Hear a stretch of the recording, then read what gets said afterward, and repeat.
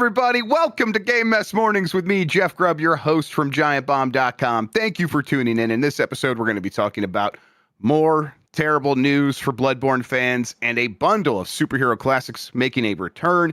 It's going to be a good one because we have Jan Ochoa on the show. Jan, how are you doing? I was doing great, Grubb. I was doing actually okay given circumstances of life. But then Twitch just decides to continue to detest me for whatever reason. It doesn't make any sense. We got the YouTube feed looking perfect.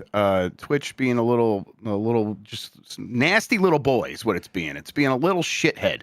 I wish we could just it should be as easy as flipping a switch. That's what we do. And then Twitch take the feed, make it work. What do we have to do? For a little peek behind the curtain, folks, we used to use Restream as a way to distribute the stream to different service providers. So that would go to our internal stuff, YouTube, Twitch, and I don't know, the occasional time we'd try on TikTok or Instagram. We've since stopped using that and are using a different plugin that our dear friend from Kinda Funny, Barrett Courtney, showed me.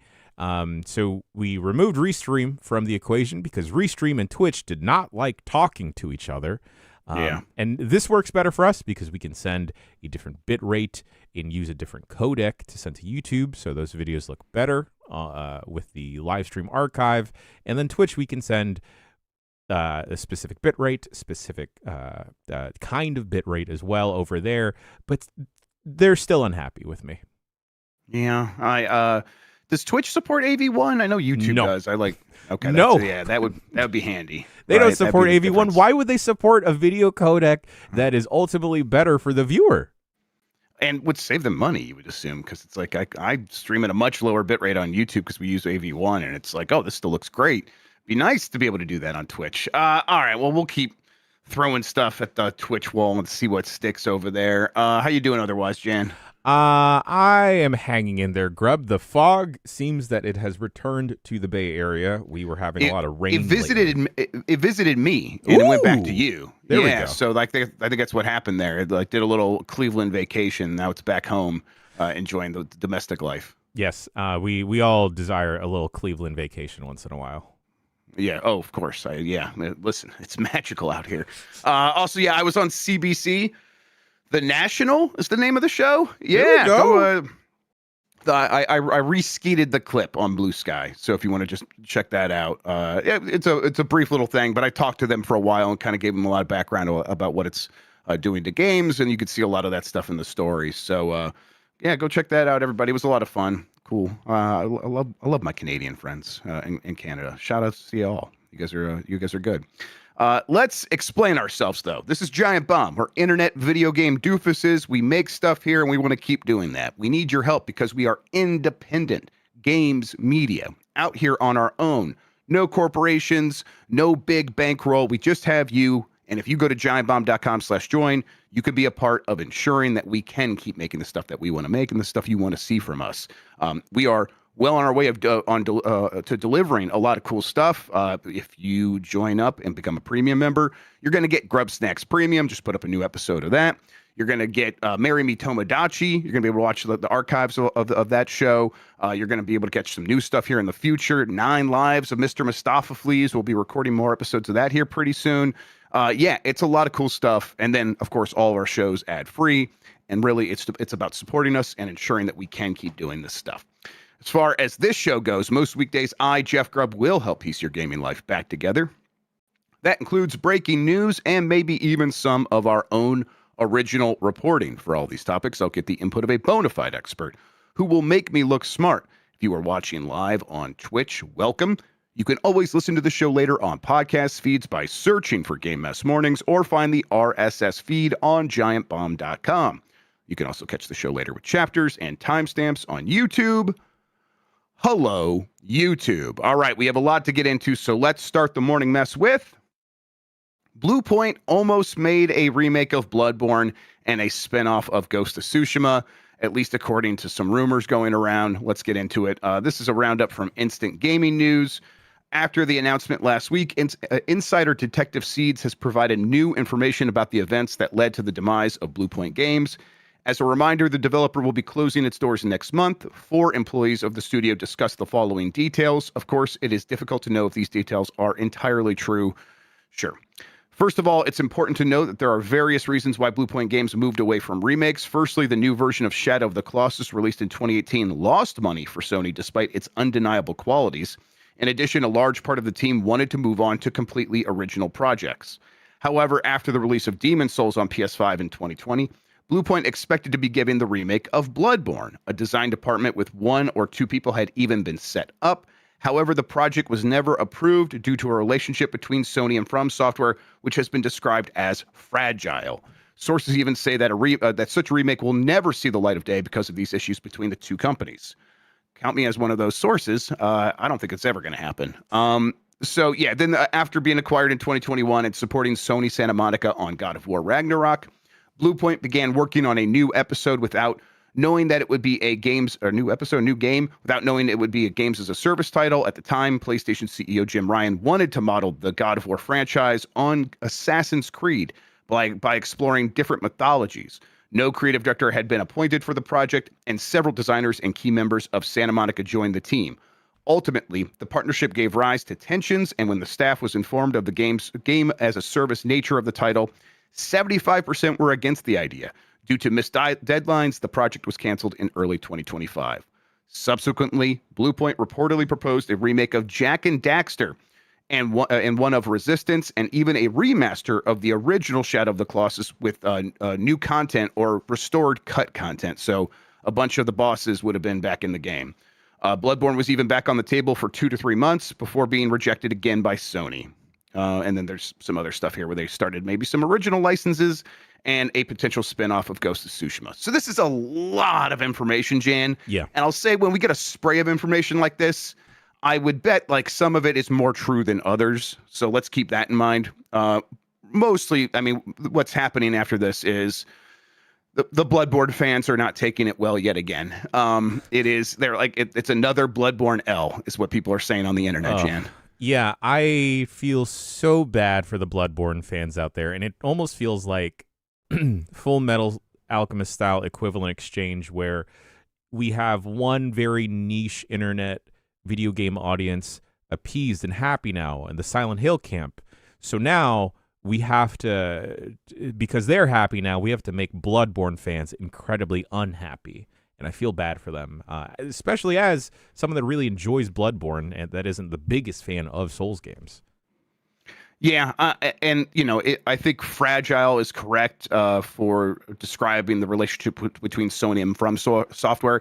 That is to say that there is a relationship, and Sony is very mindful of not stepping on From's toes, because From can go work with whoever they want to work with. Yeah. And they are. They're working with Nintendo. They worked with Activision on Sekiro.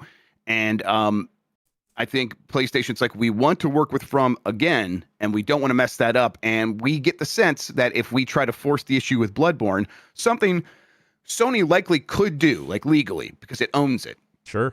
They could do that, but they're afraid to do that. This is me speculating now, that they would be afraid to do that because that would upset From Software, and From Software would then be like, you know what, we'll just go work with someone who respects us more. Sony's like, no, we respect you. We're not going to do this. So, to me, that says like for sure Bloodborne, nothing's happening with Bloodborne right now, and nothing is happening with Bloodborne right now. And I think I do go back to this idea that I don't think anything ever will happen with Bloodborne. It is kind of going to be stuck in this state forever.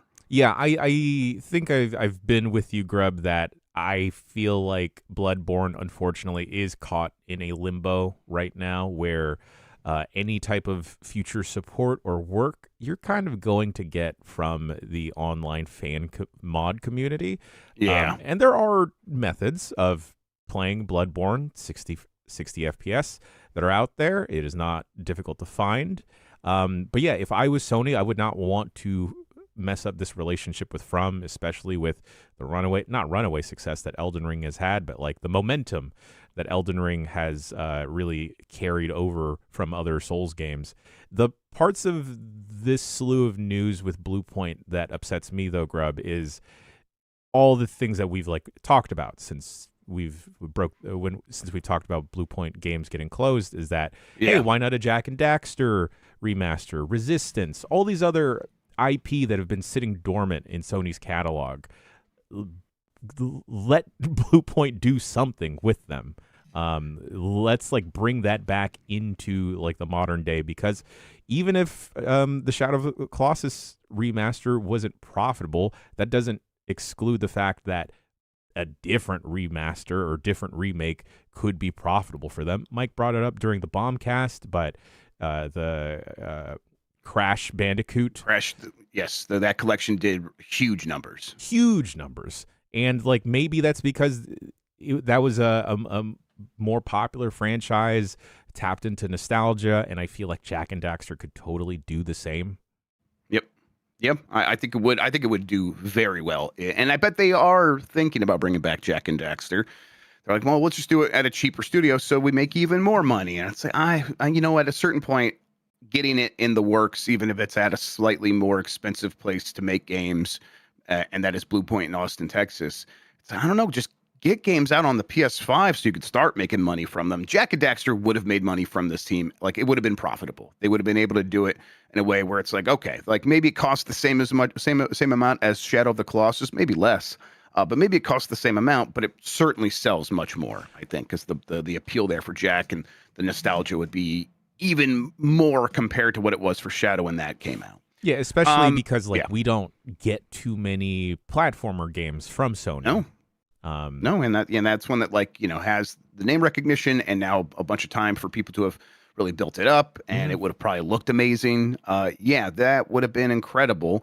It's really unfortunate. I'm not sure how much Resistance would have made sense. Resistance is probably one where they're like, can we make that work again? Do we want that to be a big, expensive remake?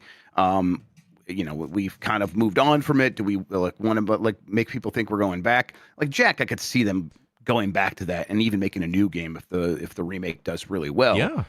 But yeah. So let's just say that all of these games were pitched and thrown out. It's like, I don't think there was anything they could have pitched to get greenlighted, and that's why it got closed down. Sony didn't want to greenlight anything. There was no good answer here. There was no solution, and the only thing that Sony seemed to want here was to cut its losses and run. So yeah, it really seems like Bluepoint was doomed at a certain point.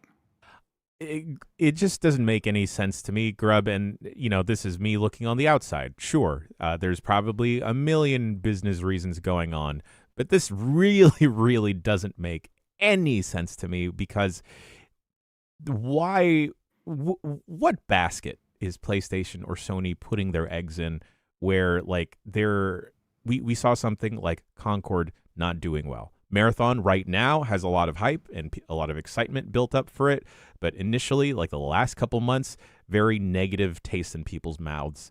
And now with the God of War Sons of Sparta game, again, left a lot of negative taste out there in people's mouths. So why not just go appeal for nostalgia? Go what people already like and go do that.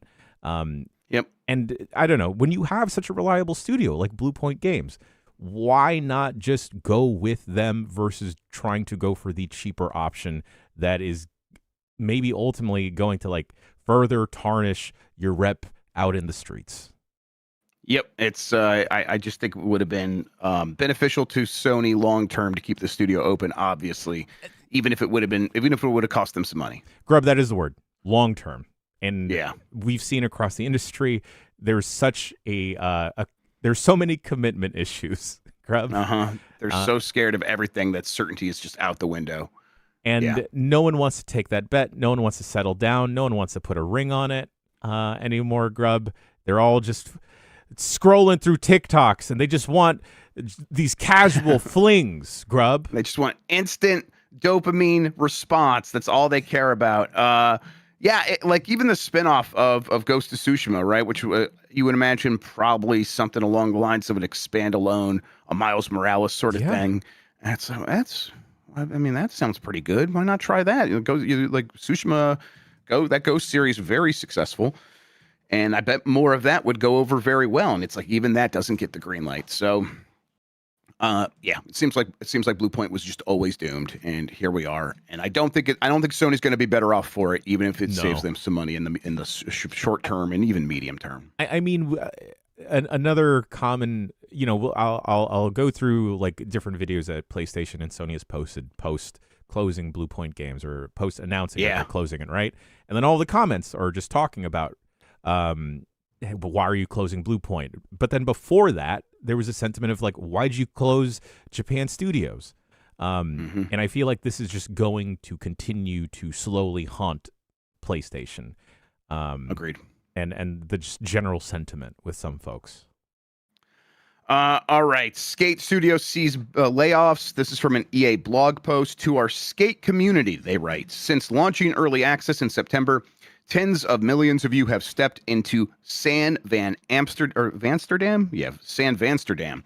Your passion, creativity, and feedback have reinforced our belief in what Skate can become. As Skate continues to evolve, we're transforming as a studio. We're reshaping Full Circle, which is the studio, to better support Skate's long-term future and focus the team on the things that matter most to you and making those things great. These shifts mean making changes to our team structure, and some roles will be impacted. The teammates affected are talented colleagues and friends who helped build the foundation of Skate. Their creativity and dedication are deep and ingrained in what players experience today. This decision is not a reflection of their impact, and we're committed to supporting them through this transition. Our work on Skate continues. We look forward to working with you as we move faster, listen more closely, and deliver constantly for all of you. Our commitment to Skate and to the millions of players who believe in it remains strong. Okay, so they're going to keep making more Skate. Like, this announcement is not, we're winding that down. At least that's what they're trying to make it sound like. But they are laying people off. They're cutting the team so they can probably save on costs. And then they're trying to position that as we're going to be smaller, more nimble, and respond more quickly to what people are wanting from this game. My understanding, Jan, is people still mostly want improvements to the style, the aesthetics, the visuals. They want it to feel more alive, to feel like just like a more premium looking game, and it's not that right now. Mm-hmm. They've made some changes to that, I know, early on. But yeah, if they haven't kind of done that yet, how are they going to do that with even fewer people? And then how are they going to continue to grow this game beyond that? Yeah, whenever I hear the term or buzzword thrown around, we're going to be small and nimble, that it almost feels like a death knell, Grubb, where it's like, okay, so the end is just going to come in a couple months. And it's really unfortunate because when we checked out Skate on UPF, we had a lot of fun. I wound up sticking around with Skate and playing around and having a lot of fun with it as well. And then the wrappings around it, for me, it was less of the look. It was more of like the world just feeling so empty. And me detesting having an AI assistant guiding me around this fake city where it's like, cool, skaters totally love AI, right? Grungy punk skaters love being guided around by AI. That's cool. And it's unfortunate because I know that Skate 4 was such a meme of like, when is it coming? When is it coming? And EA was actually very transparent after a while when they announced Skate of letting people in on these early access builds and showing progress on everything. And now seeing this and seeing more folks unfortunately get laid off for, I don't know, probably to appease some shareholders. It's just such a fucking gigantic bummer. And especially in like the world of skateboarding games where there aren't a lot of them, right? Yep. Yeah, no. And it's, you can imagine a world where this game came out as a game as a product instead of a game as a service. And it probably does quite a bit better initially, right? Where it's like, hey, the people will like playing this game. It got okay word of mouth. Let's go purchase it for $60 to $70. That's not what they did here. This is a free-to-play game. You have to buy cosmetics, and that means you got to get a critical mass of people engaged to a certain point where a percentage of them want to spend money. And we never knew if that was going to work for a game like this. We never knew if like an extreme sports legacy sort of game would be able to convince that audience and a new audience to come aboard and start engaging in cosmetics. So I think right now we don't know if that has worked. It probably has not because maybe it just never hit that critical mass of actively engaged players. I'm glad that they found a way to get this game to exist in whatever form they could, because it's just like, I do remember a world where we got a million of these kinds of games a year, and then we got extreme like football and basketball games and stuff like that. Like that doesn't happen anymore, and it's because these companies can't sort of justify it because they want to sell us cosmetics and sell us cosmetics forever. So I'm glad they were able to get it off the ground and at least release something. But it does. I don't know if they've been able to navigate it past that point. Do you think that this is going to be a long-term going concern? Like, do you think this is still running a year from now and beyond? Unfortunately, Grub, I don't believe this is going to be running a year from now. I mean, when we see, I mean, King of Meat is an odd comparison, but like when you see a live service game like that, like have a lot of hype and momentum built up, and then a couple months later, it getting shut down or servers closed, I can only imagine a bigger game at a bigger publisher like EA that's going to someone is going to pull the plug much faster because of whatever spreadsheets someone is trying to justify. And it's a bummer because I do really enjoy the Skate franchise, and I thought that this was an okay entry that just needed a little bit more time in the oven. Yep.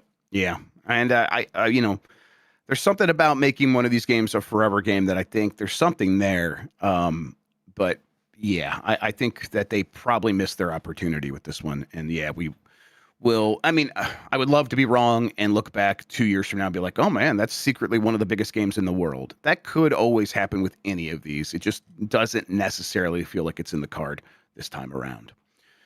All right, let's take a break. We'll come back and talk about the rest of the headlines right after this. If you want to skip out on these ad messages, you can do so. You go to giantbomb.com/join, become a premium member, and then there on the website, you'll find ad-free versions of the audio show, ad-free versions of the video show. In the meantime, we will be right back.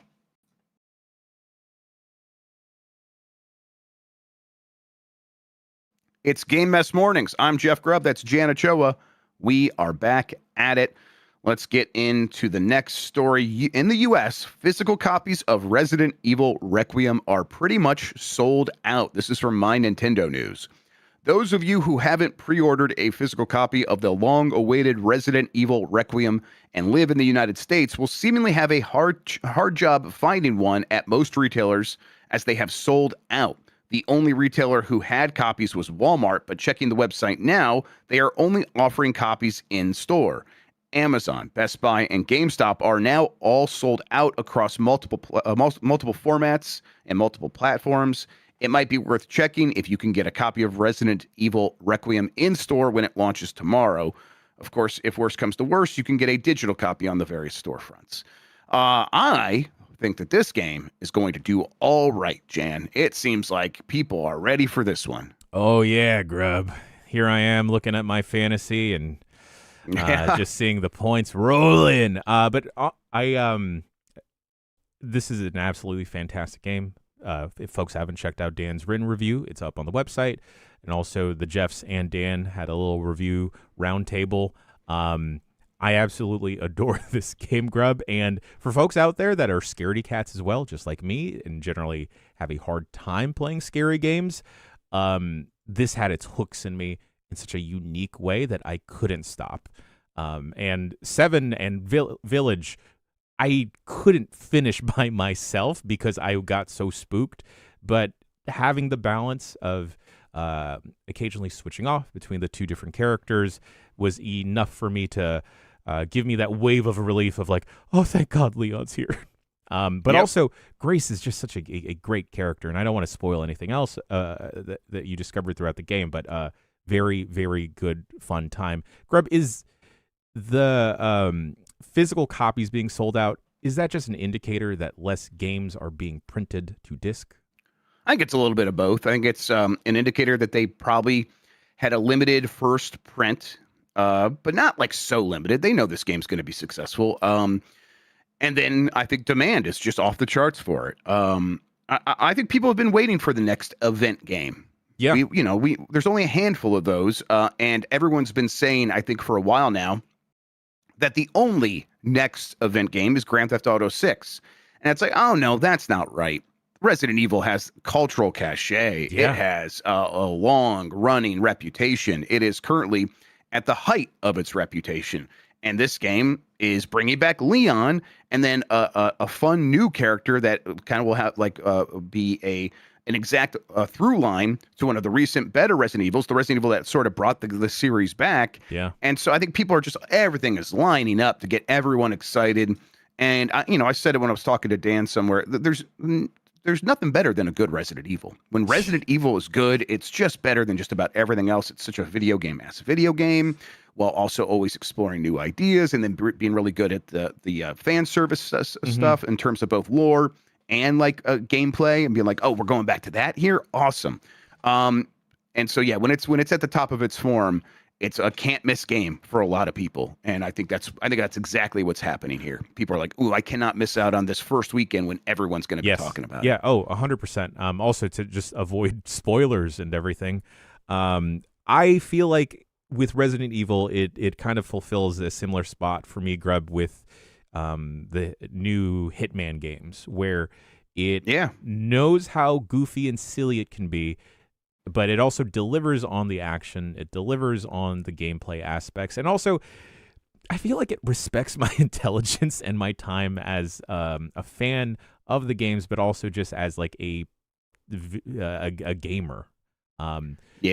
Just because it is like ticking off, and it's like, hey, we know that you want this carrot on a stick, but surprise, surprise, it's multiple carrots on the same stick, and a weird dude that kind of looks like Mad-Eye Moody from the Harry Potter franchise. A little bit, yeah.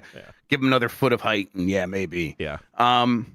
It's a game made by people who like know what they're doing, because it is they know they have our attention, and they know that we really care, and you're right, they don't use that in such a way where it's like, okay, well then we're really going to get into our bullshit and make you spend a lot of time like doing stuff that we care about. It's like, no, here is a pick up an item, and it has 2 paragraphs on it that tell you a little bit about the world, and then we're going to move on from that very quickly, and we're not going to hit you over the head with this stuff. It's like, no, we're just we know we can get what we want to get across in a very succinct manner. And yeah, it feels very respectful of your time. Good.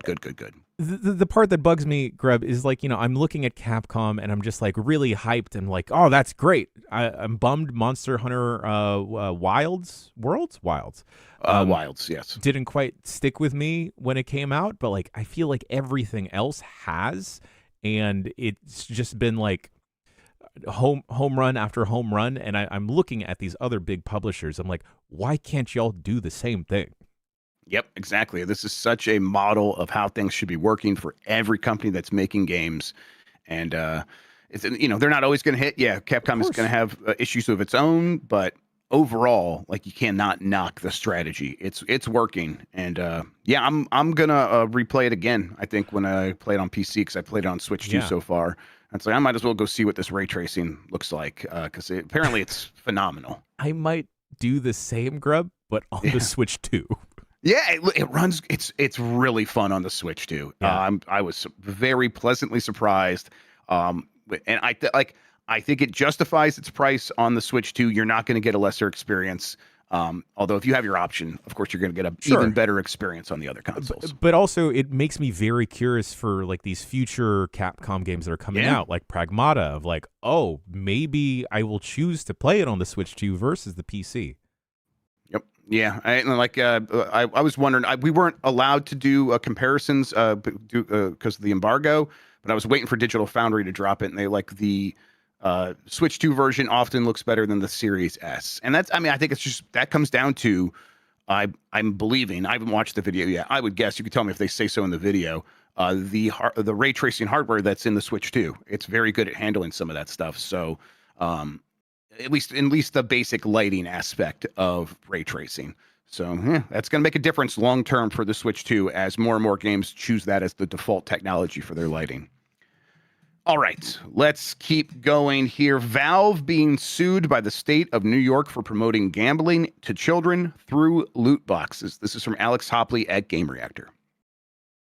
Loot boxes, they might not feel as potent as they once did, now that live service titles ensure you have to grind for your loot rather than rely on luck with battle passes, but there's still the chance to roll the dice in a lot of games. a lot of Valve games, according to the latest post from New York Attorney General Letitia James, who is leading a lawsuit against the Steam owner for its use of loot boxes.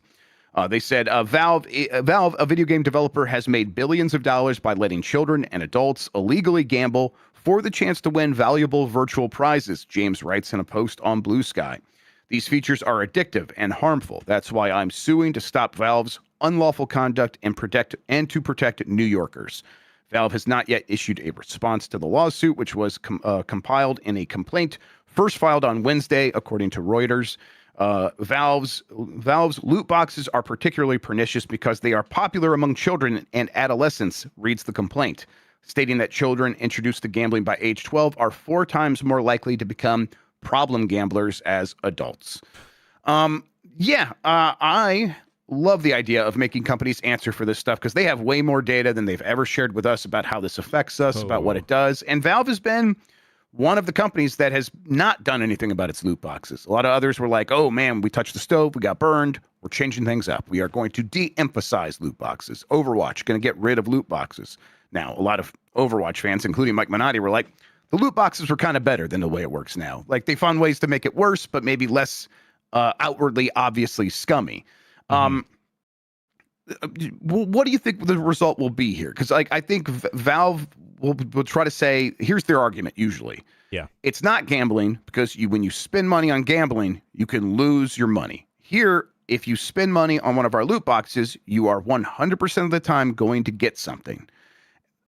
Does that pass the sniff test for you, Jan? If I'm having trouble with that passing the sniff test for me, I can't see that passing the sniff test for someone like Letitia James that is raising this case. And agreed. The part that I'm curious about is, will this start to extend to like Epic, right? Is this going to eke into Fortnite? What happens with like any gacha style games? Or does this escalate to now talking about Apple? Because a lot of those gacha games, those mobile games, are sold through the App Store. Is Apple also partially responsible? Yes. And the other aspect, Grubb, that I really need someone to fucking tighten up on are all of these betting apps. Mm-hmm. Oh, yeah. Right. If we're talking about gambling, it's gotta, I mean, it's so, speaking of pernicious, like, that's crazy. The idea that they know who's good at gambling and know who's not, and they kick all the good gamblers on there, and they just keep the bad ones on there, and then they give the bad ones all the bonuses and reasons to come back. And it's like, this is just a giant scheme to extract value and extract money from people that don't know any better. The government's exact job should be to protect them from this. And yeah, it's protecting people from themselves. It's the nanny state. Who gives a shit? Like, we know it's the right thing to do. And if that means starting even here with introducing kids to gambling concepts as young as 12, let's get some regulation in there. Let's make these companies answer for that. I bet they know just as well, and they probably know even better, the effect that these behaviors have on young gamers as they get older, and what it means for LTV, lifetime value, from these kinds of players. They absolutely know all that stuff. So let's get it on the record. Let's get it out there and answer for the ways that you've made billions of dollars, Valve. I think that's completely fair. If on the other side of this, companies are even more frightened to put loot boxes in their games, good. Yes. Exactly. Good. Yeah. Yeah. I would much rather have the option, and Grubb, this is someone that really enjoys crane games, okay? Yeah. I would very much rather enjoy the option for a kid out there or a paying adult to be able to just put the money down and buy what they want versus the dice roll, the gamble of like, well, if I spend this much on this many loot boxes or this many mystery packs or whatever, then I might get the thing that I want. And you know, this extends to so many other aspects, Grubb, that is broken about video games and video game adjacent materials, like trading cards, Grubb. Like, somehow the Pokemon card market is still incredibly broken. I was at a grocery store yesterday. I just needed to get some food. There was a line of 5 dudes outside of a Pokemon vending machine, all talking about how they game the system and how much they are intending on selling the cards for. Yep. That's that's worth pointing out is happening here. What will really help in that argument of the idea that, if you spend money on a loot box, you're going to get something. What makes it for sure gambling is that secondary market where you can then take items for Counter-Strike and sell them inside of Steam for real value and then use that money to buy games. And then often people use these third-party markets to make transactions, and then they get real money out of the system because it's like, we'll just, instead of trading for in-game or for store value, I'll sell it to someone else who's going to give me actual cash. And that is like this market that Valve has absolutely sort of just kind of kept in the shadows over there as the backbone of a lot of what creates value in Counter-Strike. And they are going to have to answer to that 100%. Like, they should have answered to that a long time ago. What does that really look like? What are the machinations of that? And how does it affect people? And are kids involved in this? And are you aware of kids being involved in trying to get loot boxes so they could sell them on a third-party market? Almost certainly. And Letitia James should be able to get some answers on that. I'm hopeful that she will. Okay. God of War Sons of Sparta co-op can now be accessed right away. This is from Blair Marnell at GameSpot. As revealed on the PlayStation blog, there's an old school way to reach the pit prior to unlocking it. This is how this is one of the things you need to do to unlock co-op mode. At the starting menu, simply put in the following button sequence: up, up, down, down, left, right, L1, R1, touchpad. So basically the Konami code, or close to it. And then you'll get co-op right away, which is something that probably just should have been in there, because it feels like one of those things that might have helped this game for some people. Just made it more enjoyable throughout. I've fallen off of it, Jan. I think I might still go back to it now that I'm done with Resident Evil, but I don't know. I want to see this. What do people mean when they say it keeps getting better as I'm playing it? 'Cause it's like, I can kind of see that if it's a good Metroidvania underneath everything. Sure. But yeah, this game, I think, if we didn't have this headline here, we probably would not be talking about it again on this website, right? Like, it just feels like it has missed the mark. Yeah, I don't really intend on checking it out, even for journalistic integrity and purposes. Yeah. I know we're only in February, but then, doing the mental calculus of like, I probably don't need to play that for Game of the Year. The baffling part that is now just coming to me, Grubb, is that the game is called God of War Sons of Sparta. And for co-op to be locked behind now just a code, but before like a part of the game, it just feels very weird, because just based off of the title alone, I'm under the assumption of like, okay, is this a co-op game? Are we switching between Kratos and Kratos B? It continues to be a very odd decision. Yeah, I think it's local co-op only. So like, it's important to keep that in mind. This is not a game they are trying to position as some big co-op thing. I think the co-op stuff might be limited to the Pit of Agonies, which is kind of just this side mode, kind of like a light version of Hades. It's a roguelite. So yeah, I just don't think people are going to fall in love with that. But I don't know. It's better to have that feature than not, and it's better to give people a way to access it right away without forcing them to complete the game. Unfortunately, another bad thing for this game, calling something the Pit of Agonies just makes me think of the show The Pit that everyone will not shut up about. Yep. That's just what they call Pittsburgh, the Pit of Agonies. Casting call seemingly confirms Wolfenstein 3 is coming and reveals new character. This is from Andy Robinson at VGC. Leaked casting details have allegedly corroborated that a third Wolfenstein game is indeed in production at developer Machine Games. Last month, multiple publications reported that the Sweden-based Bethesda studio has started work on Wolfenstein 3 following the completion of Indiana Jones and the Great Circle. And now, thanks to alleged casting details published by MP First, we have some potential details on what the third game could look like. The details for a project codenamed Valkyrie are reportedly attached to the same performance and casting director who worked on the previous Machine Games titles. That's good news. Assuming they're accurate, according to the casting call, the third game will feature a new character codenamed Sophia, who is said to be described as a Ukrainian orphan between the ages of 8 and 11, who, alongside her adopted dog, Ralph, is said to form a bond with William and accompany him on his travels. William, I'm assuming is the first name of B.J. Blazkowicz. Maybe. Okay. Just be Billy, and that's short for William. Yeah. The description also describes the character's background. While initially suspicious and traumatized by war, she blooms under the care of the resistance, possibly referring to the Chryso Circle as a strong-willed survivor. Okay, yeah, cool. I mean, new character, all these details, sure. To me, like, honestly, the key detail here being same casting director, same performance team.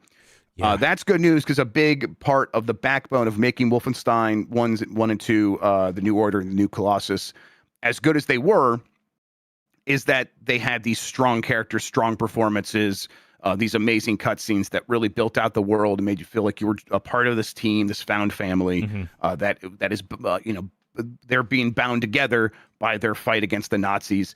And so keeping that energy and keeping that team together is important, so you could deliver similar quality. Sounds like that's what they're going for. And man, this thing's really starting to sound real. I am getting excited. I need it, Grubb. I need more media that encourages punching Nazis in the face.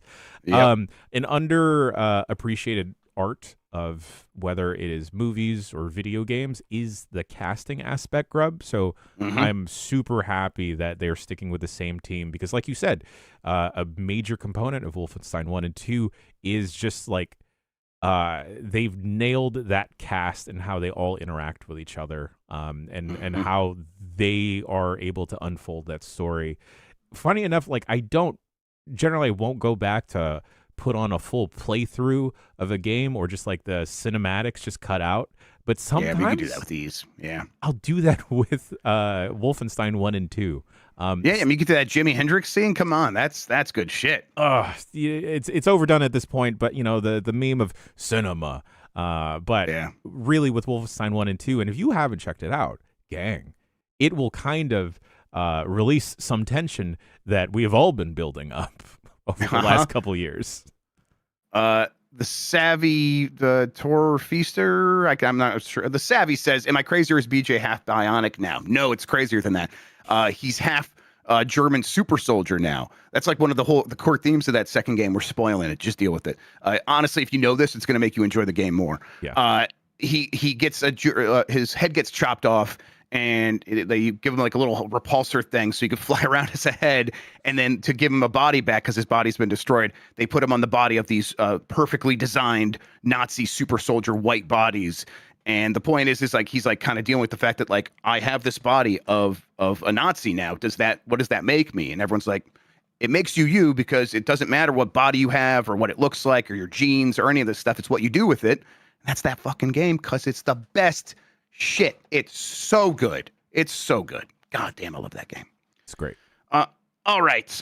Marvel Maximum Collection is a new compilation of retro 8-bit and 16-bit Marvel games. I am pretty excited about this, Jan. Konami and Limited Run have announced Marvel Maximum Collection, a new compilation of retro Marvel games. The compilation, which is coming soon to PS5, Xbox Series X and S, Switch, and PC, contains a total of 6 games, most of which have multiple versions, resulting in a total of 13. Here's the full list. X-Men the arcade game, be great to have that again. Captain America and the Avengers for the arcade, Captain America and the Avengers for Genesis and Super Nintendo as well. Spider-Man and Venom Maximum Carnage for both Genesis and Super Nintendo. Venom and Spider-Man Separation Anxiety for Genesis and Super Nintendo. And then Spider-Man and X-Men Arcade's Revenge for Genesis, Super Nintendo, Game Boy, and Game Gear. And then Silver Surfer for the NES. At one point or another, Jan, I rented and played all these games. Hell yeah. Carnage, Maximum Carnage, I might have just like owned at some point because a friend left it over at my house. A little bit of a cousin game. But not all of them are great. But they all had like strong voices, like strong personalities. Sure. Yeah. And I have an affinity for all these, including the really difficult Silver Surfer for the NES. I haven't checked any of these games out, Grubb. I'm sure I actually have maybe checked out some of the X-Men ones. But yeah, these, like you said, I peeped a couple of screenshots. They have just such a distinct art style to them, and I know a lot of them are just replicating that late 80s, early 90s run of comic books. But that's when I got into comic books, so I'm all for that. We need more side-scrolling superhero games, Grubb. Yes, we do. I think I would love for them to like treat this as a jump-off platform to do more in this style. Just make them look like Super Nintendo games, like a throwback retro game, so they can keep the budget down. Whatever, who cares? But more games in the style would be great. There are a couple more that I would like to see. I don't know if these are Konami games. There's like an X-Men game for the Genesis. And I'm sure I've mentioned this before. There is a point in that game. I've never done this. My wife did. She told me this story a bunch of times, and I looked it up, and it's true. You get to a point in that game where there's a boss. I think you're fighting Mojo or something. Okay. And the one of the other X-Men is like, we have to reset the computer to defeat Mojo. And she couldn't figure out what that meant. And eventually they're like, do you think they mean reset the Genesis? And her sister's freaking out like, no, we're going to lose all our progress. You can't do that.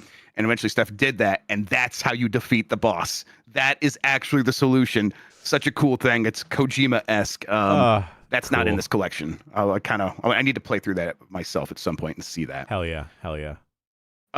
They just said coming soon. And as always now with limited run, I think this should be both digital and physical, so you don't have to like get that the physical version. Although this would be a fun one to have in a collection. I bet it's going to be really handsome looking. Seeing limited run success and also a studio like Night Dive's success, really, Grubb, I just hope that the folks at Bluepoint are able to splinter off and do their own fucking thing, and then just show Sony it's like, fuck y'all, you idiots. Yep, you hope and like do exactly the kind of stuff they're good at and the stuff that they wanted to do, like do some remakes at like as a work for hire studio, and then deliver something original and new and kind of just show the world. You really hope that's the way it goes.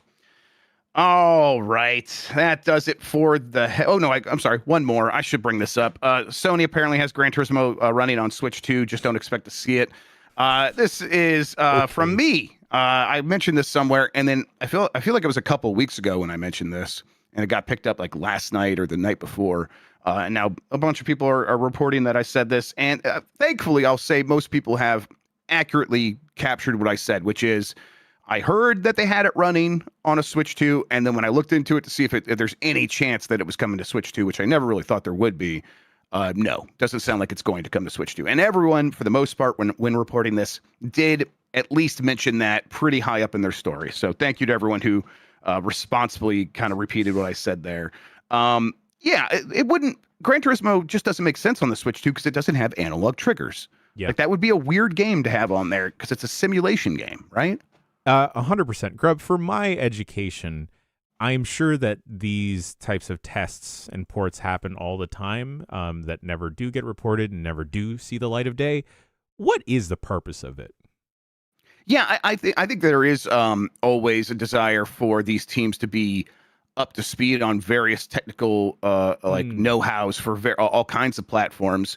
I would guess that this is a combination of they do want to better understand the Switch 2. So this would be a good, like Amplifity Digital is a technical, a tech house that has a lot of expertise. And then there is probably a desire to know what it's like to downgrade one of your big games for a mobile platform, because that is probably one of the future forks for Sony. They're going to have a PS6, and they're probably going to have a PS6 handheld at the same time that's going to be less powerful. So let's we can two birds, one stone, maybe get ready for a future where we are supporting the Switch 2, which I don't know if that's going to come anytime soon. But let's get up to speed on that so we know. And then we also now know how to take our game and shrink it down to the Switch 2, and a PS6 handheld, you would assume, would be even more powerful. So we've been through it before, and we can kind of continue that expertise at that point. That would be my guess. Okay. But I don't know. We've definitely heard other studios getting Halo running on PS3 before or something like that. Teams just do this sometimes. Cool. All right. That's it for the headlines. Let's get to the poll question from yesterday. I have the results over here, but I'm going to refresh one more time. Here we are. Do you think Xbox will bring back its console exclusive games? Yes or no? I'm voting no, and so did 86% of respondents. 14% believe yes. And I think it's really hard to like nail down how Xbox is talking about its future right now, because really the answer seems to be from Asha. I can't remember her last name. I'm sorry, Asha Sharma. I think she said that, hey, I need to go learn about everything and come back and tell you. And then she said a few things aren't off the table, and people I think are running with this concept that exclusives aren't off the table. I don't know. She's given a couple of pretty straightforward interviews with Xbox fan websites and coverage that way. And so I don't think we've really had the full answers yet. And I don't think she's even ready to give those full answers. So it's pretty hard to read it. I think it would be silly to assume we're going to get exclusives back. Right, Jan? I can't see a world where we would, especially after all of the efforts to go acquire Activision and all these other acquisitions over the years, Grubb. Like, what are we going to... The joke I see is, are they going to put Minecraft 2 only on the Xbox? Right. No way. And there's no chance of something like that happening. And it's like, if it's not going to happen with Call of Duty and Minecraft, why force it onto these other franchises that could really use it to have, like, they could really use having a larger potential pool of people to sell their game to. So, yeah. It's just like, who wants exclusives at this point? Yeah, it doesn't. It's just for arguing on the internet at this point. Yeah, it's weird. All right. We have a new poll question. We'll get to it here in a second. Actually, you know what? Let's do it now. Are you getting Resident Evil Requiem this weekend? Yes, no, not yet, but I will soon. Those are your options. Go ahead and go to Giant Bomb on YouTube, youtube.com/@GiantBomb. Find the post tab. Respond there. We'll get the results. Talk about it on Game Mess Mornings here on Giant Bomb tomorrow. Speaking of Giant Bomb, it is, where are we at? It's Thursday. Yeah. So we're getting voicemail dump truck. We're going to be doing some more Marry Me Tomodachi, right? Yes, Grubb. We got New Legacy Inc.'s and Deadlock's own John Blood joining us on the dump truck today. Shouts out to John Blood for sitting down with Dan and talking about WWE 2K26. Folks, if you missed that video that came out yesterday, I know we were caught up in the Resident Evil hubbub palooza of the review embargo coming out, but also go check out the WWE 2K26 video. Dan edited that together. Fantastic video. Great job, Dan. Marry Me Tomodachi continues today, Grubb. I'm so excited. We're finally going to be able to fall in love. She's good at this. And like, immediately, my family started watching with me, and they're like, I get this, and this is fantastic. It's like, yeah, we needed a show like this. I'm so happy to get back to it today. I will never stop singing the praises of Abby Russell, because Abby Russell is the coolest motherfucking person in the world. I think so too. Yep, absolutely. Very excited to be doing a show with her. It's a miracle to watch her work. So yeah, tune in for that, everybody. Become a premium member so you don't miss out on it, especially if you can't watch it as we do it live. Okay, so then we got the rest of the week happening here on Giant Bomb. Hang out with us for the rest of the week, everybody. Go to giantbomb.com to keep up with all the latest.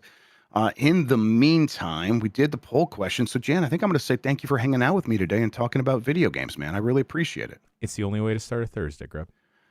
Thank you all for watching and listening, and a big shout out and our hearts with the people at Eurogamer who are experiencing layoffs. This is a tough industry, and the corporations won't have us, so let's try to pick them up as best we can, everybody. Thanks for watching. Until next time, have a good one. Take care of yourself, and goodbye.